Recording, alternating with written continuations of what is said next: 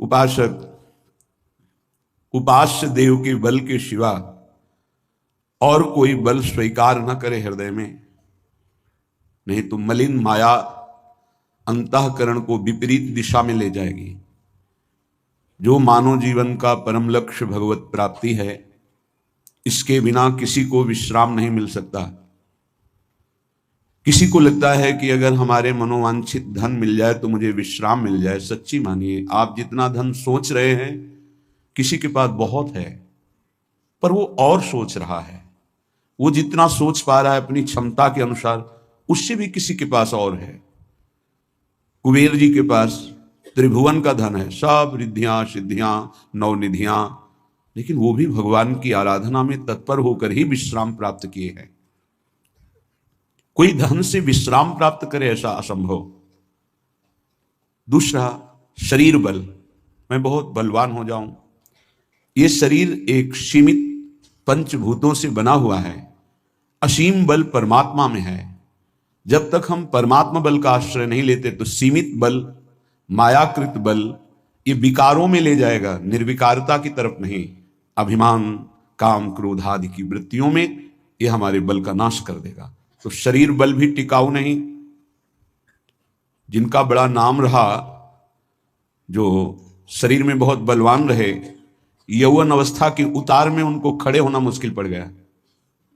उनकी दिनचर्या लघुशंका, शौच आदि करने में बहुत ही परेशानियां देखी गई। बहुत बड़े नामी पहलवान थे। जवानी थोड़ी उतरी तो हर जोड़ उनका ऐसा दर्द, उठने लायक नहीं रहे। शरीर बल भी एक सीमित समय के लिए है, इसके बाद नष्ट हो जाएगा, और वो भी एक सीमित बल है। शरीर बल के द्वारा काम को कोई परास्त कर दे, आज तक ऐसा नहीं हुआ। शरीर बल के द्वारा कोई क्रोध को, मोह को, मद को, मत्सर को नहीं, तो फिर बल किस काम का। धन बल भी और शरीर बल भी, यदि भगवद आश्रय नहीं है तो यह आपको विश्राम नहीं दे सकता, शांति नहीं प्रदान कर सकता। विश्वास मानिए। पद बल, कोई विशिष्ट पद, तो इससे कुछ समय के लिए आप गर्व कर सकते हैं, मैं अमुक पदाधिकारी हूं। कुछ समय बाद वो पद छूट जाएगा। जिस शरीर से तुम्हें पद मिला था वो भी छूट जाएगा। फिर आपके कर्मों की जो बही खाता है वो जो खुलेगा, तो आपकी जो दुर्दशा होगी वो समझ नहीं पाएंगे।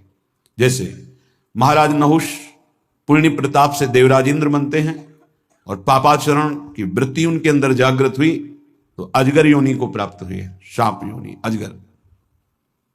इसका मतलब कोई पद भी स्थायी नहीं है जो हमें विश्राम दे सके। परिवार, जब तक आपका कोई स्वार्थ, जब तक आपसे कोई लाभ, तभी तक आप उनको अपना मानते हैं, वो आपको मानते हैं। जिस दिन आपका स्वार्थ खत्म हो गया, देख लेना आप क्या आप सम्मान करते हैं अपने माता पिता का, या अपने उन प्रिय संबंधियों का, या आप उनके किसी काम लायक न रह जाएं तो आपको कितना प्यार करते हैं, आपको समझ में आ जाएगा। यह भी झूठा निकला। तपस्या, बहुत बड़ा तप एकत्रित किया हिरण्यकश्यप ने, रावण ने, कुंभकर्ण ने, लेकिन भगवान से इनका द्वेष रहा। पर ये तो भगवत पार्षद हैं, भगवान की इनको निश्चित प्राप्ति होनी है। शुंद उपशुंद नाम के बहुत बड़े बलवान तपस्वी हुए। तिलोत्तम अप्सरा के आकर्षण में परस्पर दोनों मारे गए। किस काम की तपस्या। तप का फल होता है भगवान को प्रसन्न करके संसार को सुख पहुंचाना अपने तप के द्वारा, लेकिन भगवान से विरोध करके दूसरों को दुख पहुंचाना, ये तप भी बल नहीं हुआ। और आज तपस्या कौन कर सकता है? कोई बिरला ही कोई वास्तविक जिसे तप कहते हैं वो कर सकता है।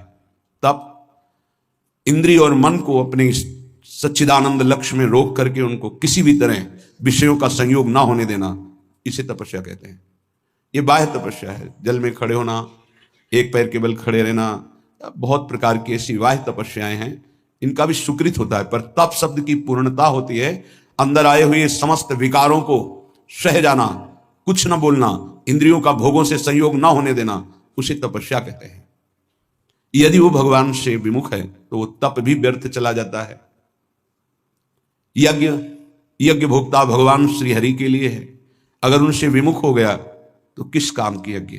बहुत से ऐसे उदाहरण हैं, जैसे मथुरा के ब्राह्मण ही, जैसे दक्ष प्रजापति, ये सब महान की बात उदाहरण में दे रहे हैं। सब जगह विचार करके देखें तो एक बल ही केवल बचता है, सुनेरी मैंने निर्बल के बल राम प्रभु। जिसको प्रभु का बल है वही विश्राम को प्राप्त हो सकता है। कि बिल्कुल सिद्ध बात समझ लीजिए, ये हमारे मन की दौड़ है कि यदि हमें धन मिल जाए, पद मिल जाए, अमुक अमुक अमुक, तो मैं सुखी हो जाऊं। लेकिन जितना आप सोच रहे हैं उतना किसी के पास है, वो सुखी क्यों नहीं हो गया? पद भी है, सम्मान भी है, रुपया भी है, परिवार भी है, सब है, लेकिन यहां देखा है पूरे जीवन में जब मिले हैं कानपुर महानगर, वहां एक से एक फैक्ट्रियां, एक से एक धनी मानी, कहीं किसी के हृदय में संतोष नहीं देखा, विश्राम नहीं देखा, शांति नहीं देखी, निष्कामता नहीं देखी, तो है क्या? कूड़ा करकट ही तो जमा है।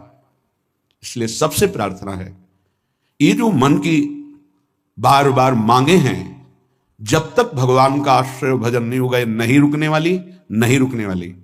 कल एक प्रश्न कर रहे थे, ओवर थिंकिंग कैसे हमारी रुके? रुपया से रुक जाएगी?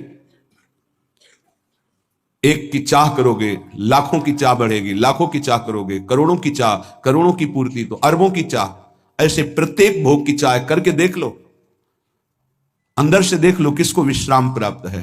ये मन एक भूत जैसा है। किसी ने एक भूत को सिद्ध किया, भूत ने कहा हम तुम्हारा काम प्रत्येक करेंगे, पर हर समय मुझे काम में लगाना होगा, अमुक काम करो। बहुत तीव्रता से, शीघ्रता से वो कार्य कर देता। और बताओ, वो तो परेशान हो गए, अगर काम नहीं बताओगे तो उठा के पटक देंगे तुम्हें।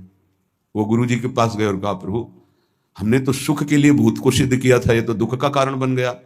ये कहता है हर समय काम बताओ नहीं तो मार देंगे तुम्हें। तो उन्होंने कहा ऐसा करो, एक लकड़ी का खंबा गाड़ दो और उसे बोलो इसमें चढ़ते उतरते रहो, जब हमें काम होगा हम बोल देंगे तुम्हारे लिए यही काम है। समझ पाए? ये भूत मन है। इसे खाली रखोगे उठा के पटक देगा ओवर थिंकिंग में, कल्पनात्मक भोगों में, कल्पनात्मक भय में, चिंता में, ये पटक देगा। अगर इससे बचना है, इसकी पटकन से, तो जैसे गुरु ने बताया लकड़ी का खंबा गाड़ दो, ऐसे नाम का खंबा गाड़ दो, राधा, चल चढ़ उतर, राधा राधा राधा राधा, परम विश्राम मिल जाएगा, परम बलवान हो जाओगे, परम शांति मिल जाएगी। हमारी प्रार्थना मान लीजिए, ये बिल्कुल सत्य बात कह रहे हैं, जब तक आप नाम जप नहीं करेंगे तो आप अपने मन को विश्राम नहीं दे पाएंगे। और आप सब कुछ कर रहे हैं मन के सुख के लिए, मन की शांति के लिए, पर जिस मार्ग में चल रहे हैं दुखालयम अशाश्वतम, कैसे आपको इस नाशवान भोगों में शांति मिल सकती है? नहीं। विश्वास कीजिए, बहुत प्रीति से कह रहा हूं, बहुत अनुभव की संतों की बात कह रहा हूं, यदि भगवान का आश्रय लेकर नाम जप नहीं किया तो तुम्हारा किया कराया सब मिट्टी है। परिणाम में तुम्हारे हाथ केवल शुभ अशुभ कर्म लगेंगे, पाप पुण्य, जिनके कारण हम नाना प्रकार की योनियों में जन्म मरण जैसे भयानक दुखों को भोगते चले आ रहे हैं।